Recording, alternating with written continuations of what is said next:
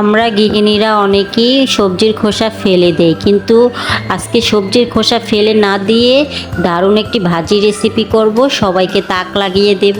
তো hello everyone, আসসালামু আলাইকুম। সবাই কেমন আছেন? তো আজকে ভিডিওটা শুরু থেকে শেষ অবধি দেখার চেষ্টা করবেন।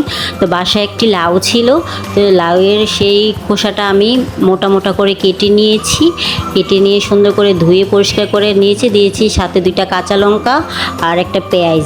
এখানে আমি ফ্রাই প্যান বসিয়ে পেঁয়াজটা ভেজে নিয়েছি, সাথে 1 চামচ কালো জিরাও দিয়ে দিয়েছি।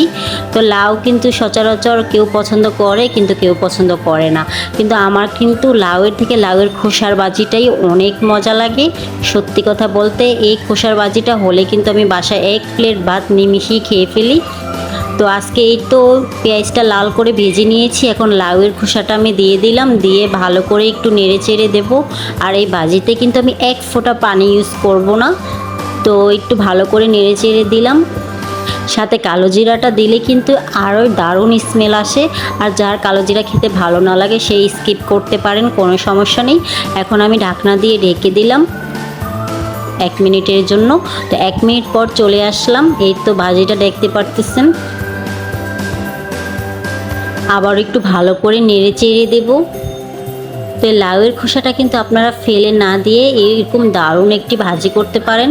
সাথে যারা আলু পছন্দ করেন, একটা আলুও কেটে কুচি কুচি করে দিতে পারেন, আরও দারুণ টেস্ট হবে। তো এখানে আমি 1 চামচ লবণ দিয়ে দিলাম স্বাদ অনুযায়ী। আর কাঁচামরিচটা যে যা যতটুকু খেতে পছন্দ করেন ওই আন্দাজে কাঁচামরিচটা আপনারা দিতে পারেন। তো আমি বাচ্চা খাবে সেজন্য 2টা কাঁচামরিচ ইউজ করে নিলাম। এই তো, আর হালকা একটু হলুদের গুঁড়ো ইউজ করলে ভাজির কালারটা দারুণ আসে। আর আপনি যদি দিতে না চান কোনো সমস্যা নেই। এখন এই তো ভাজিটা আবারও ঢাকনা দিয়ে কিছুক্ষণের জন্য ঢেকে রাখবো। জাস্ট এই 15-20 মিনিটের মতো এই ভাজিটা আপনি রান্না করে নেবেন। এই তো আমি ভাজা ভাজা করে নিয়েছি। অবশ্যই এই তেলের কড়াইতে রান্না করার চেষ্টা করবেন ভাজিটা, তাহলে আপনার তেলটাও কম লাগবে। এই দেখেন 1 ফোঁটা তেল নেই, কিন্তু আমার ভাজিটা কিন্তু একদম ভাজা ভাজা হয়ে গেছে। এখানে আমি একটু ধনেপাতা দিয়ে দিলাম।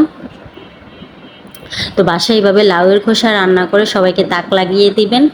সবজির খোসাগুলো আজকে থেকে ফেলে না দিয়ে এরকমভাবে ভাজি করে সবাইকে খাওয়াতে পারেন। তো আমার ভিডিওটা কেমন হয়েছে আপনারা সবাই অবশ্যই কমেন্টস করে জানাবেন। আর সবাই আমার পাশে থাকবেন। আজকের মতো এই পর্যন্ত, কি আল্লাহ হাফেজ।